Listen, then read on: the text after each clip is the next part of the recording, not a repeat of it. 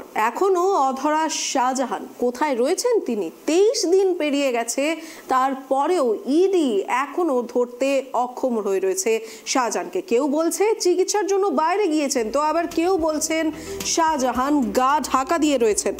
এদিকে তল্লাশি অভিযান শেষে ফেরার সময় তৃণমূল নেতার বাড়ির দরজায় নোটিশ ছাঁটিয়ে ফেলেন তদন্তকারীরা। সকাল 11টায় সিজিও কমপ্লেক্সে হাজিরার নির্দেশ দেওয়া হয়েছে শাহজাহানকে। শাহজাহান যাবেন কিনা সে বিষয়ে এখনো পরিষ্কার কিছু জানা যায়নি তৃণমূলের পক্ষ থেকে। এই বিষয়ে আমরা বিস্তারিত জানবো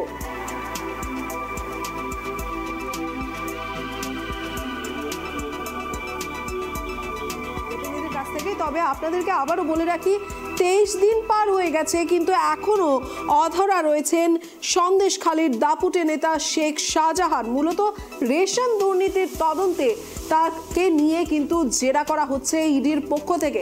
এবং আপনাদেরকে আরও একবার মনে করিয়ে রাখি, এই শেখ শাহজাহানের ভিটে মাটির এলাকার সন্দেশখালীতেই কিন্তু ঘটেছিল সেই মারমার কাটকাট পরিস্থিতি, যেখানে ইডি আধিকারিকদের ওপর হামলা করা হয়েছিল, এমনকি বহু সাংবাদিকদের ওপরেও আক্রমণ করা হয়েছিল। ইডি আধিকারিকদের মধ্যে দুজনে রীতিমতো মাথায় বাড়ি মেরে মাথা ফাটিয়ে দেওয়া হয়েছিল, এমনটাই দেখা গিয়েছিল। আর সেই মুহূর্তে এক তোলপাড় পরিস্থিতির সৃষ্টি হয়েছিল গোটা রাজ্য জুড়ে। আর যেমনটা এই মুহূর্তে খবর পাওয়া যাচ্ছে যে 28 দিন পার হয়ে গেলেও এখনো অধরা রয়েছেন সন্দেশখালীর বাদশাহ শেখ শাহজাহান। এদিকে সোমবার শাহজাহানকে সিজিওতে হাজিরার নির্দেশ দেওয়া হয়েছে, কিন্তু শাহজাহান যে এখনো অবধি গা ঢাকা দিয়ে রয়েছে, সে আদৌ কি হাজিরা দেবেন, এটি কিন্তু লাখ টাকার প্রশ্ন হয়ে দাঁড়িয়েছে এই মুহূর্তে। পাশাপাশি তাকে আনতে হবে আধার কার্ড, পাসপোর্ট, ভোটার আইডির মতো নথিপত্র, এবং হাজিরা না দিলে আইনি ব্যবস্থা নেওয়া হবে, এমনটাও জানিয়ে দেওয়া হয়েছে।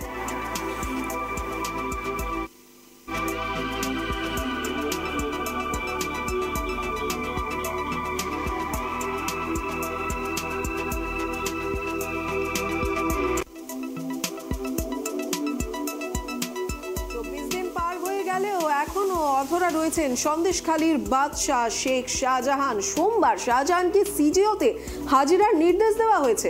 সকাল 11টায় শাহজাহানকে হাজিরার নির্দেশ দিল ইডি, কিন্তু আদৌ কি শাহজাহান সেখানে হাজিরা দেবেন, এটা একটা লাখ টাকার প্রশ্ন হয়ে দাঁড়িয়েছে। এবং পাশাপাশি শাহজাহানকে হাজিরার সময় নিয়ে আসতে হবে আধার কার্ড, প্যান কার্ড, পাসপোর্টের মতো নথিপত্র। আমরা এ বিষয়ে বিস্তারিত জানবো আমাদের প্রতিনিধি অভ্রদীপের কাছ থেকে। অভ্রদীপ, এই বিষয়ে তোমার কাছ থেকে বিস্তারিত জানবো।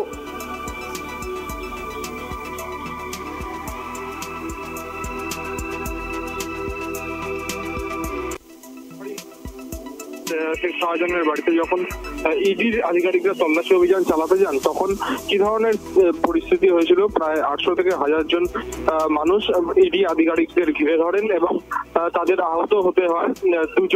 3জন ইডি আধিকারিককে হাসপাতালে ভর্তি করতে হয় এবং তার পাশাপাশি ইডি আধিকারিক যে গাড়ি ছিল সেখানে ভাঙচুর করা হয়, সংবাদ মাধ্যমের যে গাড়ি ছিল সেখানে ভাঙচুর করা হয়।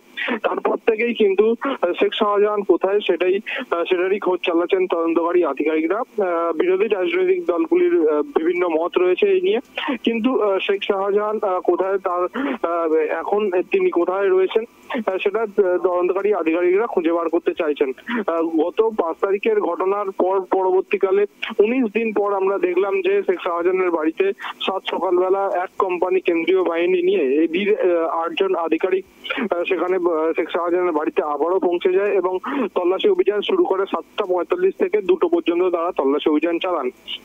সেখান থেকে 19টি তালা ভাঙেন, তার পাশাপাশি 19টি জমির দলিল, তার পাশাপাশি বিভিন্ন যে ইলেকশনের তথ্য নথি তারা উদ্ধার করেন। এবং এই যে তল্লাশি অভিযান শেষ করার আগেই আমরা দেখতে পাই শেখ শাহজাহানের যে বাড়ি রয়েছে সেই বাড়ির গেটের বাইরে তাকে যে আজকে 29 তারিখ সকাল 11টার সময় সল্টলেক সিজিও কমপ্লেক্স ইডি দপ্তরে আসতে হবে, তাকে হাজিরা দেওয়ার নির্দেশ দেওয়া হলো। সেই বিষয়ে কিন্তু একটা নোটিশ টাঙিয়ে দেওয়া হয়। এবার দেখার বিষয় শেখ শাহজাহান আজকে আসেন কিনা এবং তার পাশাপাশি শেখ শাহজাহানের সঙ্গে যে রেশন বন্টন দুর্নীতির তদন্ত কিভাবে জড়িয়ে রয়েছে সেটা কিন্তু তদন্তকারী আধিকারিকরা খুঁজে বার করতে চাইছেন। তুমি জানো শেখ শাহজাহানের প্রথম নাম উঠে এসেছিল জ্যোতিপ্রিয় মল্লিকের একটি চিঠির মাধ্যমে। সেই চিঠি কেন্দ্রীয় বাহিনীর জওয়ানদের হাতে আসে এবং সেখান থেকে ইডির আধিকারিকদের হাতে পৌঁছে যায় সেই চিঠি, এবং সেখান থেকেই শঙ্কর আড্ড, যিনি ইতিমধ্যেই জেল হেফাজতে রয়েছেন, তার পাশাপাশি শেখ শাহজাহানের বাড়িতেও সেই চিঠির সূত্র ধরেই কিন্তু তল্লাশি অভিযান চালাতে চেয়েছিল এনফোর্সমেন্ট ডিরেক্টরেটের আধিকারিকরা। গত 5 তারিখ সেই তল্লাশি অভিযানে তারা বাধা পান এবং তার পরবর্তীকালে তার 19 দিন পর আবারও তল্লাশি অভিযান চালান এবং আজকে তাকে সল্টলেক সিজিও কমপ্লেক্স ইডি দপ্তরে কিন্তু আধিকারিকদের বলা হয়েছে। শেখ শাহজাহানের বিষয়ে রাজ্যের মন্ত্রী ফিরহাদ হাকিম বলেছেন যে গতকালই তিনি বলেছেন যে শেখ শাহজাহান অন্যায় করেছে, বিভিন্ন এই শেখ শাহজাহান কোথায় রয়েছেন সেই নিয়ে রাজনৈতিক চাপানোতরের মধ্যেই শেখ শাহজাহান আজকে এনফোর্সমেন্ট ডিরেক্টরেটের office Salt Lake CGO complex ED দপ্তরে নির্ধারিত সময়ে হাজিরা দেন কিনা সে বিষয়ে কিন্তু আমাদের নজর থাকবে। একেবারেই ধন্যবাদ অভ্রদীপ। আর যেমনটা আমরা জানতে পেরেছিলাম যে মূলত রেশন বন্টন দুর্নীতির অভিযোগেই সন্দেশখালীর বেতাজ বাদশাহ শেখ শাহজাহানের বাড়িতে পৌঁছেছিল ইডি আধিকারিকরা এবং সেখানে পৌঁছতেই একেবারে মারমার কাটকাট পরিস্থিতির শিকার হয়েছিল ইডি আধিকারিকরা। তাদের ওপর হামলা করা হয় এবং যেমনটা অভিযোগ এসেছিল যে যারা হামলা করেছিলেন তারা শেখ শাহজাহানেরই অনুগামী ছিলেন। এমনকি সেই ইডি আধিকারিকদের মধ্যে 3 জনের মাথা ফাটিয়ে দেওয়া হয় মেরে। এ ধরনের দৃশ্য ধরা পড়েছিল ক্যামেরায়। পাশাপাশি বহু সাংবাদিকরাও সেখানে আক্রান্ত হয়েছিলেন এবং পরবর্তীতে কার্যত পিছু হটতে হয়েছিল ইডি আধিকারিকদের। এবং ঠিক তার 19 দিন পরেই অর্থাৎ 24 তারিখ আবারও শেখ শাহজাহানের বাড়িতে গিয়ে পৌঁছয় ইডি আধিকারিকরা এবং এবার তারা রীতিমতো পূর্বের পরিস্থিতির থেকে শিক্ষা নিয়ে একেবারে এক কোম্পানি কেন্দ্রীয় বাহিনী নিয়ে কিন্তু এবার শেখ শাহজাহানের বাড়িতে তারা হাজিরা দিয়েছিল এবং পাশাপাশি 2 জন চাবিওয়ালাকেও ডেকে আনা হয়েছিল। আর যেমনটা ইতিমধ্যেই আমাদের প্রতিনিধি জানালেন সেই চাবিওয়ালাদের মারফত 19টি তালা ভাঙা হয়েছিল এবং তারপরেই ইডি আধিকারিকরা প্রবেশ করেছিল শেখ শাহজাহানের ঘরের ভেতর।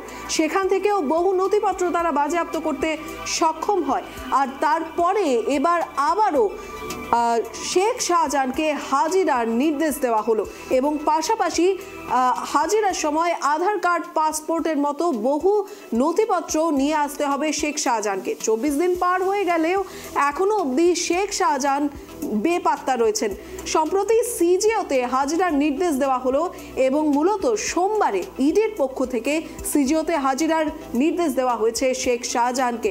সোমবার 11টা নাগাদ সেখানে হাজিরার নির্দেশ দেওয়া হয়েছে এবং যেমনটা বলা হচ্ছে হাজিরার সময় শেখ শাহজাহানকে নিয়ে আসতে হবে আইডি কার্ড, যেমন পাসপোর্ট, ভোটার কার্ড, আধার কার্ডের মতো নথি।